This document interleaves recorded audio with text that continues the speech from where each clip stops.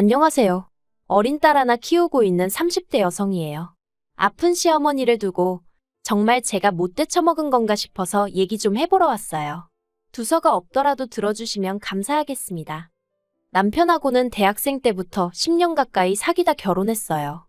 남편은 저보다 2살이 많았고 전역하자마자 복학했는데 그때 저한테 첫눈에 반했다고 했습니다. 이후로 남편이 한 1년을 죽자사자 저를 쫓아다녔고 저도 얼마나 내가 좋으면 저럴까 하는 생각에 결국 마음이 문을 열게 되었네요.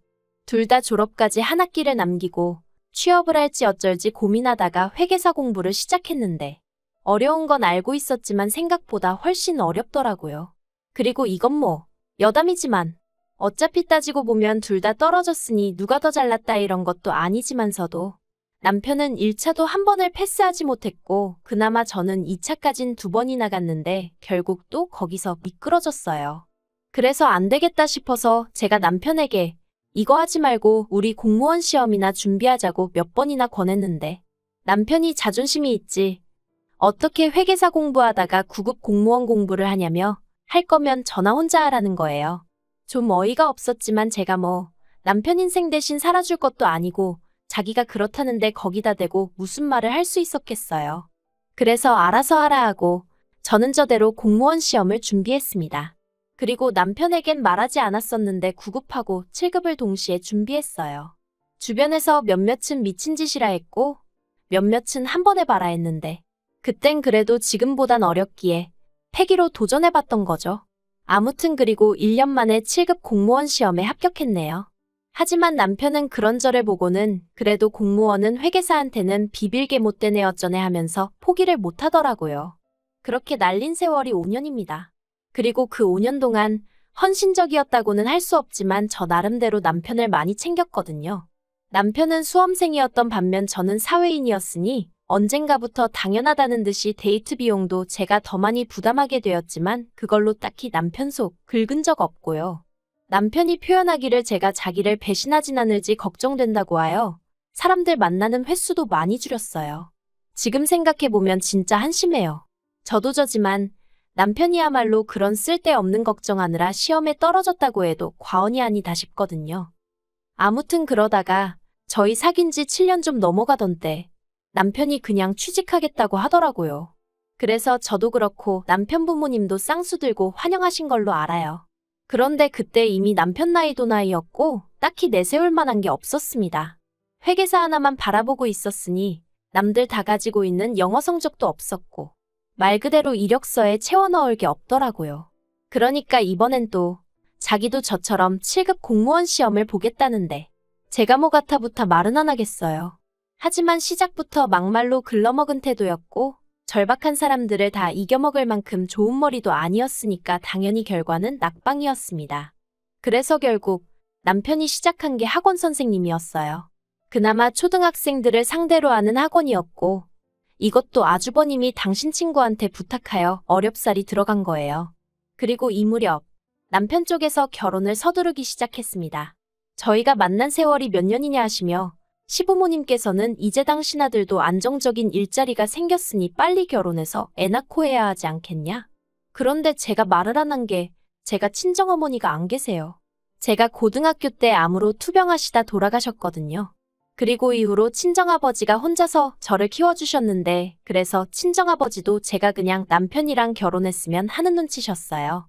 시댁에서 제가 어머니가 안 계신 걸로 반대를 안 하는 것만으로도 어디냐 하시며 저희 친정아버지 사고방식이 말 그대로 옛날 사람이거든요. 그래서 어쩌다 보니 남편이 학원 들어가고 1년도 되지 않아 저희는 부부의 연을 맺게 되었습니다. 결혼하고 나서는 일부러 시댁에 더 자주 찾아뵙고 더 잘하려고 했어요.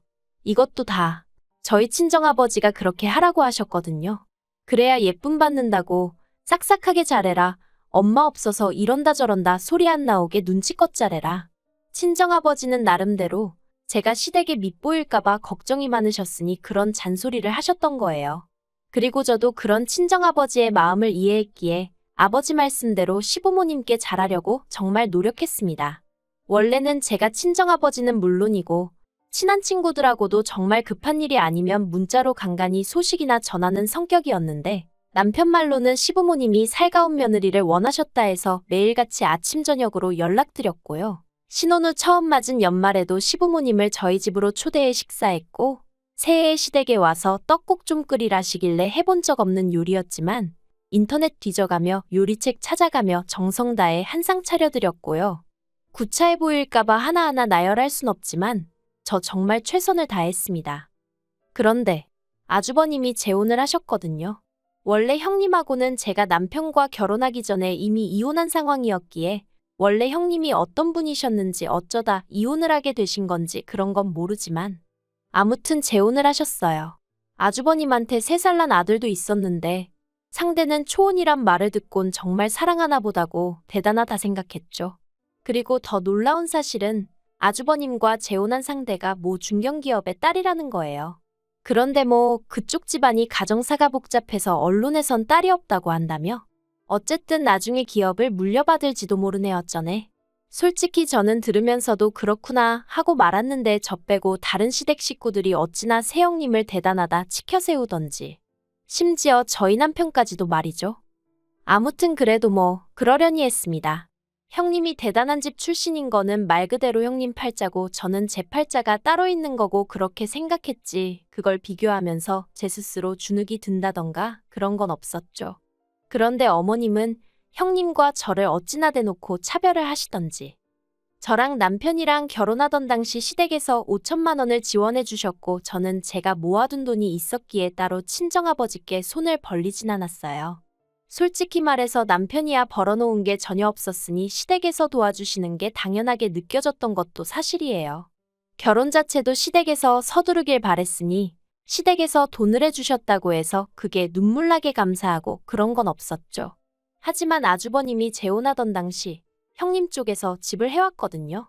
그러니까 그때부터 어머님이 저하고 형님을 비교하고 차별하기 시작하셨죠. 누구는 빈손으로 덜렁덜렁 시집을 왔다며 이래서 가정교육이 중요한 거네 어쩐 거네. 근본이 어떻고 저떻고 하시는데 제가 무슨 얼마나 대단한 집안에 시집을 온 것도 아닌데 이런 소리까지 들어야 하나 싶대요. 그래서 한 번은 저도 약도 오르고 그래서 일부러 어머님 들으시라고 그랬어요. 여자 직업으로 7급 공무원이면 어디서 빠지는 것도 아닌데 주변에서들 저더러 왜 그렇게 빨리 시집 갔냐 아깝다 그런다고요. 그랬더니 어머님이 뭘 하셨던 줄 아세요? 그거야 하자없는 사람들 이야기고 그러시는 겁니다. 그러니까 그동안 저희 어머님은 친정어머니가 안 계신 게 제 하자라고 생각하셨던 모양이 돼요. 그리고 그때 진짜 정이 떨어진다는 게 이런 거구나 싶었습니다. 그래도 제 딴에는 아무리 못난 남편이어도 남편 낳아주시고 키워주신 분이니까 잘해드리려고 했는데 그냥 더는 아무것도 하기 싫어졌어요. 그래서 이후로는 제가 먼저 거리를 두기 시작했는데 더 속상했던 건 뭔 줄 아세요? 제가 거리를 두던 말던 어머님은 관심도 없으셨다는 거예요. 차라리 남편을 통해서라도 괘씸하다 서운하다 하셨으면 모르겠는데 말 그대로 저한테 쥐똥만큼도 관심이 없으시더라니까요. 그러다 결혼한 지 3년째 되던 해 제가 딸아이를 낳았는데 그때도 병원에 오셔서는 제 얼굴을 쳐다보지도 않으셨어요.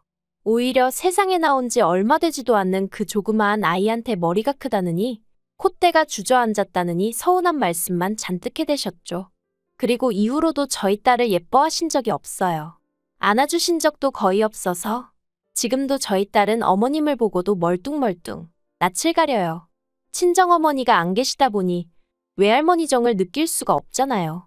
그래서 친할머니 정이라도 알게 해주고 싶었는데 어머님이 먼저 선 딱 긋고 벽치고 계시니 야속하지만 어쩔 수가 없었습니다. 솔직히 저를 안 이뻐하시고 새형님에 비해 저를 깔보시는 거 얼마든지 그러려니 할 수 있었어요.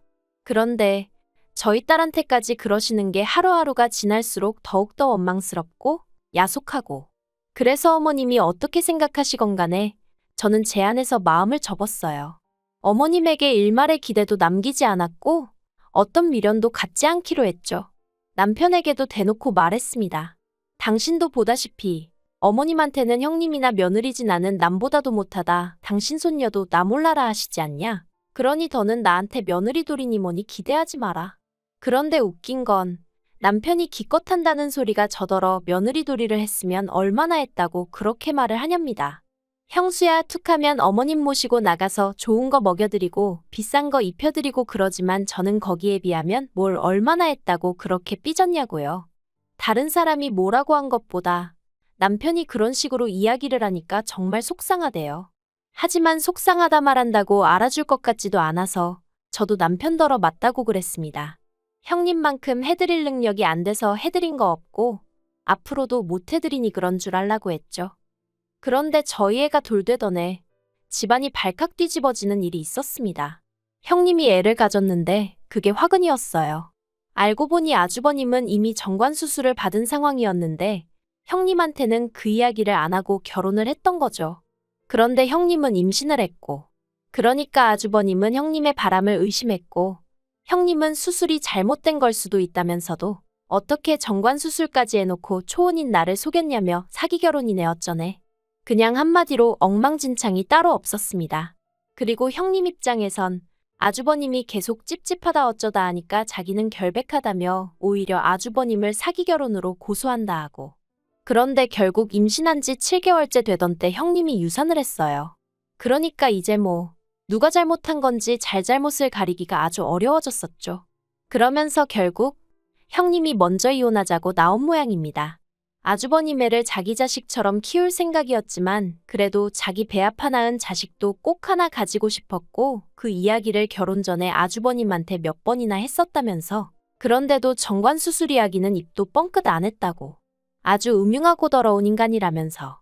그리고 원래 결혼기간이 짧으면 위자료를 거의 못 받는다고 들었는데 비싼 변호사를 썼는지 결국 아주버님이 위자료도 2천만 원인가 내줬습니다.